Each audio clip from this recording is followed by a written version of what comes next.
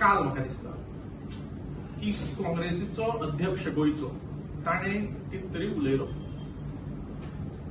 आजूय कितें तरी उलयला, पयर म्हाका दिसता उलयल्लो आनी आजूय कितें उलयला. आता एक गोष्ट लक्षात धरपा जाय की पयली म्हणजे काँग्रेस पार्टी वेगवेगळ्या ट्युनांनी उलयत आसा, वेगवेगळे लोक भितर वेगवेगळ्या ट्युनांनी उलयता आनी तो खंयचो ट्यून तांकांय कितें तें खबर ना आनी ते कितें तें उलयत आसा, तांकां तथ्यहीन उलयता ते बेसिकली. आजूच हांव पळयतालो तांचो जो सावथ गोवाचो खासदार ताणें म्हणलां की कोण तरी खंय कोणाक तरी काडपाक षडयंत्र चलयलां पक्षा भितरूच म्हणून. सो अशा तरेची तांची दशा आसा. पूण what is important is for us to be addressed. Listen carefully.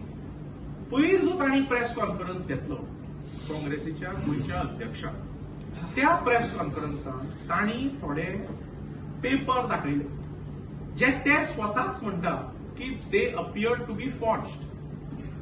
आणि ते पेपर केअरफुली आयका, ते पेपर खात्यांचे जे फॉर्जरी करून दाखयल्ले त्या खात्यांचो मंत्री आसा बाब विश्वजीत राणे. आणि ते काँग्रेसीचे अध्यक्ष गोंयचे उलयता आसतना तांणी सांगलें की विश्वजीत म्हणून नाव घेतलें.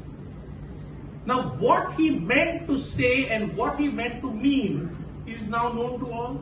What was his nature of allegation? Because ताणे जे document दाखयतालो, which he himself says today they appeared as forged. They were forged documents of the departments which are presided over by Minister Shri Rane. But while speaking, the Goa Congress president said, uttered the name Vishwajit. And so everybody knows what was his nature of allegation and what he perhaps meant. Today he says, आपणे म्हणिल्ले फक्त विश्वजीत आणि तो विश्वजीत हो न्ही, departments कोणाची, where you wanted to allege what. I mean, it's all, your allegation was in that context, fake allegation, it was in that context, correct? And you are saying something else today. The fact of the matter is, if you their documents पळयल्यारूच कळटा की they are forged.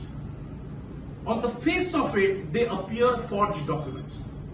Forged documents घेऊन बसून तू प्रेसाक दाखवून मंत्र्याचेर allegation करप, सरकाराचेर allegation करप, हे सारखें न्ही. तूच सांगता की ते फॉर्ज्ड म्हणून. आणि जर ते तूच सांगता forged, which they are forged on the face of it, how can you use that document to make an allegation against the government, against the minister?